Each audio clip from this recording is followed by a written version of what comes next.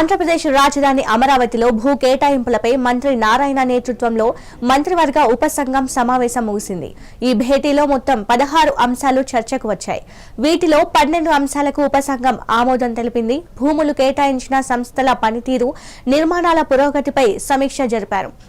GAIL India limited, Ambika Darbar బత్తి సంస్థలకు అప్పట్లో కేటాయించిన భూములు సరైన స్పందన లేకపోవడంతో వాటిని రద్దు చేసినట్లు మంత్రి నారాయణ వెల్లడించారు. ఇకపై భూములు ఇచ్చిన సంస్థలకు ఖచ్చితమైన టైం లైన్స్ ఇవ్వబోతున్నామని, సూచించిన గడువులోపు పనులు ప్రారంభించకపోతే చర్యలు తప్పవని హెచ్చరించారు.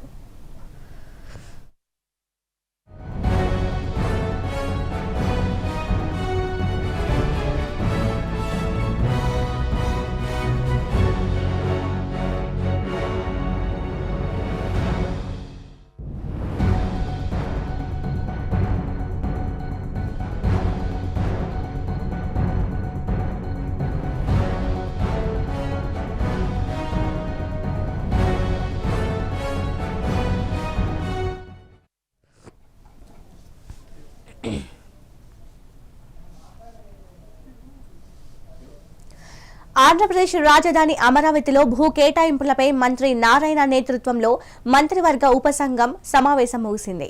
ఈ భేటీలో మొత్తం 16 అంశాలు చర్చకు వచ్చాయి. వీటిలో 12 అంశాలకు ఉపసంఘం ఆమోదం తెలిపింది. భూములు కేటాయించిన సంస్థల పనితీరు, నిర్మాణాల పురోగతిపై సమీక్ష జరిపారు. గెయిల్ ఇండియా లిమిటెడ్, అంబికా దర్బార్ బత్తి సంస్థలకు అప్పట్లో కేటాయించిన భూములు సరైన స్పందన లేకపోవడంతో వాటిని రద్దు చేసినట్లు మంత్రి నారాయణ వెల్లడించారు. ఇకపై భూములు ఇచ్చిన సంస్థలకు ఖచ్చితమైన టైం లైన్ ఇవ్వబోతున్నామని, సూచించిన గడువులో పనులు ప్రారంభించకపోతే చర్యలు తప్పవని హెచ్చరించారు.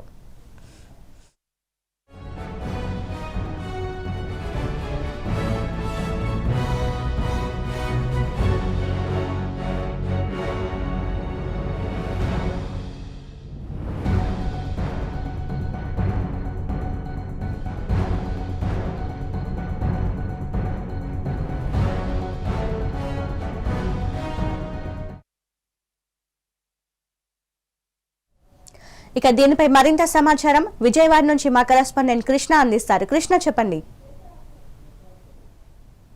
ఏదైతే ఆంధ్రప్రదేశ్ రాష్ట్ర సచివాలయంలో మంత్రివర్గ ఉపసంఘం సమావేశం అయితే నిర్వహించారు. ఈ సమావేశానికైతే మంత్రి నారాయణతో పాటు పరిశ్రమల శాఖ మంత్రి టీజీ భరత్ మామూలుగా అయితే హాజరవటం, దాంతో పాటు అధికారులంతా హాజరయ్యారు. అదేవిధంగా వర్చువల్ గా ఏదైతే కందుల దుర్గేష్ తో పాటు మన ఫైనాన్స్ మినిస్టర్ కేశవ్ అయితే ఇద్దరు కూడా వర్చువల్ గా అయితే హాజరైనట్లయితే మనం చూస్తా ఉన్నాం. ప్రధానంగా ఈ రోజు జరిగినటువంటి ఏదైతే సమావేశంలో అంటే మంత్రివర్గ ఉపసంఘ సమావేశంలో దాదాపుగా 16 అంశాలకు గాను 12 అంశాలకు అయితే మంత్రివర్గ ఉపసంఘం అయితే ఆమోదం పొందినట్లయితే ప్రధానంగా అయితే మనకు అందుతున్న సమాచారం.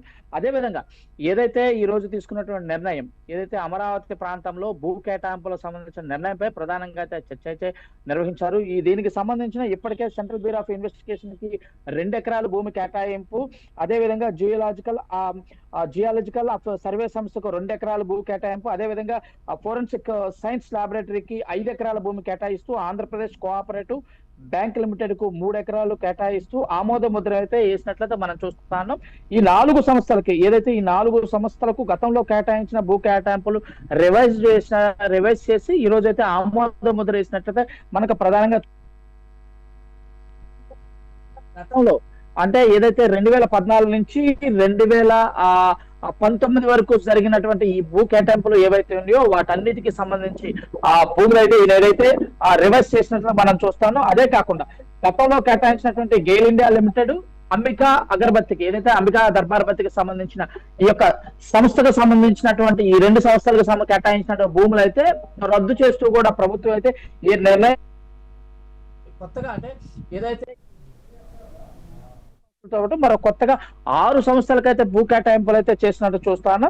ఈ యొక్క ఏదైతే ఈ government of India income tax department సంబంధించి 2 ఎకరాలు, అదే ఏపీ గ్రామీణ బ్యాంక్ కు సంబంధించి మరొక 2 ఎకరాలు, సెంట్రల్ బ్యాంక్ ఆఫ్ ఇండియాకు సంబంధించి 0.4 ఎకరాలు, అదేవిధంగా ఇంటెలిజెన్స్ బ్యూరో 0.5 ఎకరాలు, బ్యూరో ఆఫ్ ఇమ్మిగ్రేషన్ సంబంధించి 0.5 ఎకర్స్, అదేవిధంగా బీజేపీకి రాష్ట్ర బీజేపీ కార్యాలయం నిర్మాణానికి కూడా మరొక 2 ఎకరాలు కేటాయించడం, అదేవిధంగా భూములు కేటాయించిన సంస్థలకి ప్రస్తుతానికైతే ఏదైతే టైం బాండ్ అని కూడా నిర్ణయించడం అయితే ఈ యొక్క జరిగినటువంటి ఉపసంఘం అయితే టైం బాండ్ కూడా ఇప్పటికైతే ఫిక్స్ చేసినట్లు మనకు ప్రధానంగా అర్థమవుతుంది. ముఖ్యంగా 2014 నుంచి 2019 మధ్య కాలంలో దాదాపుగా 130 సంస్థలకు భూ కేటాయింపులు అయితే జరిగినాయి. వాటన్నిటికి సంబంధించి ఇప్పటికే 1270 ఎకరాలు భూమి కేటాయించినట్లు కూడా ఉపసంఘం అయితే ఈ రోజు అయితే తెలిపినట్లయితే మనం చూస్తాను. అదేవిధంగా ప్రస్తుతానికి ఈ సంస్థల్లో కొంతమంది మాత్రమే నిర్మాణాలు చేపట్టారు. ఎవరైతే నిర్మాణాలు చేపట్టలేదో ఆ సంస్థలన్నింటిని కూడా రద్దు చేశాము. ఇప్పుడు ఏదైతే నిర్మాణాలకు ఇప్పుడు ఏదైతే ఆమోదం ఏదైతే భూ కేటాయింపులు ఏదైతే సంస్థలకి భూ కేటాయింపులు చేసామో ఈ సంస్థలన్నీ కూడా టైం బాండ్ నిర్ణయించడం, వారికి సకాలంలో కానీ నిర్మాణాలు చెప్పకపోతే వారందరికీ ఏదైతే భూములు కేటాయించిన అన్ని కూడా రద్దు చేస్తామంటూ కూడా వారికి ఇచ్చినటువంటి ఏదైతే రూల్స్ అండ్ రెగ్యులేషన్ సంబంధించి కూడా మేము ఇచ్చామని చెప్పేసి కూడా మంత్రివర్గ ఉపసంఘం అయితే చెప్పింది. ప్రధానంగా ఇందులో ఇప్పటికే అంటే ఈ ప్రభుత్వం వచ్చిన తర్వాత అంటే గత 5 ఏళ్లలో కూడా ఏదైతే ప్రభుత్వాలకి కేటాయించిన అంటే 1270 ఎకరాలు కేటాయించి 130 సంస్థలకు సంబంధించి 1270 ఎకరాల భూమిని కేటాయిస్తే వైఎస్ఆర్ కాంగ్రెస్ పార్టీ ప్రభుత్వం ఏర్పడిన తర్వాత 3 రాజధానుల నేపథ్యంలో ఆ ప్రభుత్వం తీసుకున్న నిర్ణయానికి చాలా కంపెనీలు భయపడి కొన్ని కంపెనీలు నిర్మాణాలు చేపట్టకుండా వెళ్ళిపోవటం, కొన్ని సంస్థలు అయితే భయపడిపోయినట్లు కూడా మనం చూస్తా ఉన్నాం. కానీ ఆ సంస్థలన్నీ కూడా మళ్ళీ ఇప్పుడు ఈ కూటమి ప్రభుత్వం ఏర్పడిన తర్వాత మళ్ళీ భూ కేటాయింపులకు సంబంధించి కూడా కొన్ని అర్జీలు పెట్టుకోవటం అయితే వచ్చినాయి. వాటికి సంబంధించి కూడా దాదాపుగా 64 సంస్థలకు దాదాపుగా 884 ఎకరాల భూమిని కూడా ఇప్పటికే కేటాయించామంటూ కూడా మంత్రివర్గ ఉపసంఘం అయితే చెప్తున్న పరిస్థితి మనం చూస్తా ఉన్నాం.